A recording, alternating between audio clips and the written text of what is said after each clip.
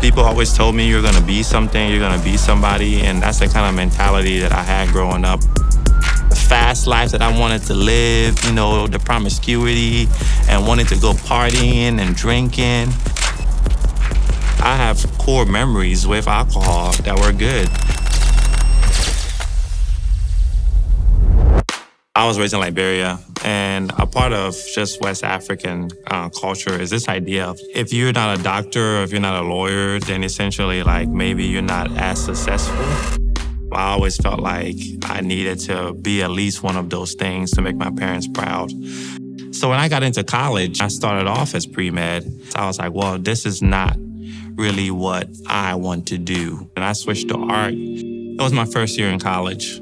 I had never drank in my life. So that's how I got my first taste of alcohol. It made me a lot more confident. I felt like I could go up and talk to any girl. So started drinking in 2006. And it wasn't maybe 2 years. In 2008 is when I picked up my first non-DUI. Back then, I didn't think I had a problem. I'm like, I drank too much and he pulled me over and that's that.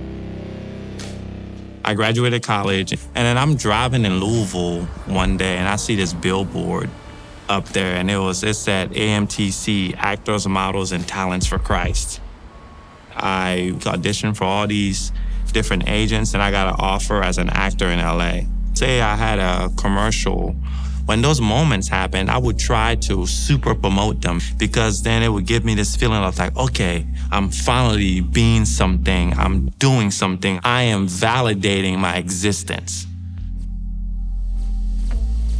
And in those moments, friends would come around, we would celebrate, and when they would leave, I would just celebrate with more alcohol. But nothing lasts forever. So people will go back to their lives. The commercial is no longer on TV. That thought comes back. You're back to where you were. You're still nobody. Alcohol became a true companion for me. It was in LA that I crossed the invisible line where you can no longer control your drink. If I take a drink, I won't stop. Things really weren't going well. I kind of was running out of money. And it just started feeling like time was running out. This person who I was supposed to be wasn't materializing. The acting thing wasn't going well. I went into selling cars and then now I lost my job. So then I have no money. I'm in this apartment. I don't know what's gonna happen. And I remember that was the first time in my life, I believe I contemplated taking my life. And I had been drinking so much, my esophagus is burnt. Each time I drank, it would hurt, but I couldn't stop. I think my mind was just in a place of, you are a slave. You are no longer in control of your own life. There is this thing that is now driving your mind. My body wants to stop, but my mind says we have to keep going. I went to go see a friend of mine in Atlanta, and as I'm leaving Atlanta, I went to a liquor store. I can vividly remember, it's almost like a voice. I believe it was the Holy Spirit. If you go in there, you're gonna get arrested tonight. It opens at 10 o'clock, and I walk right in there and get me a pint. I left at 10 o'clock. It was 7 or 8 p.m. I'm in the middle of Tennessee somewhere, just drunk. And next thing I know, a police officer taps on the glass. And then that's when I get arrested in Tennessee. And they say I have to do 40 days in jail. And the very same night they let me out, on my way back from Tennessee, I stopped by a liquor store. That drink turned into a 3-week binge as I'm staying with my brother, because at this point I had lost my apartment and everything while being in jail. During those 3 weeks, I just felt so lost again. And I don't know what came over me, but I remember just quietly walking out of the room, sat on the couch with him, I just broke down. And I said, man, I need help. He calls my mother. She reached out to the church. My mom is a member at the Southwest campus. ARC, Addiction Recovery Care, had just started working with Southeast. I picked up the phone. I talked to this guy named Matt. He's like, man, if you need help, we can help you. I was just mentally tired of trying to do this on my own, trying to become this person. I have been striving at that point for 33 years.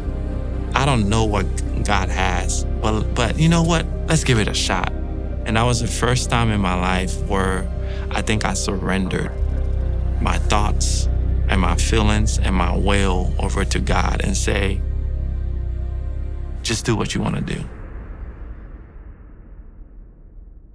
I didn't know it was a sore spot for me until I went into treatment and started talking about this stuff.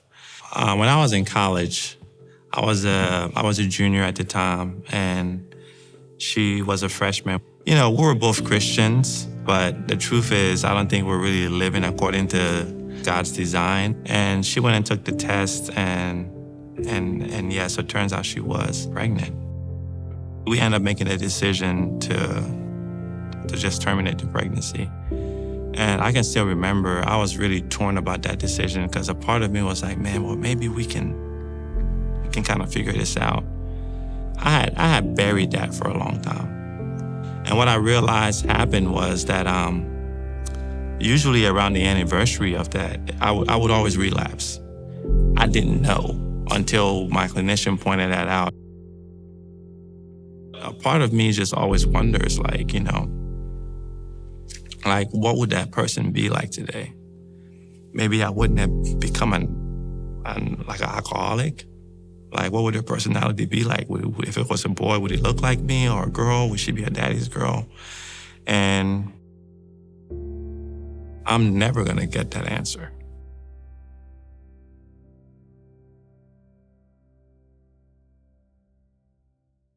So yes, not everything always gets settled.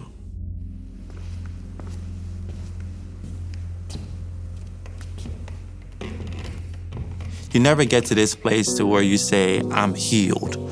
I'm living and walking in freedom, but there is a daily discipline that I must maintain. And if you're not coming back to remind yourself of the truth over and over daily, eventually it'll get replaced by something else. So you just have to do that daily so that your mind is always set on, this is what God's truth is for me. I am not my performance. I am not what I do. I am who I am because God says this is who I am. And I have to do that every day.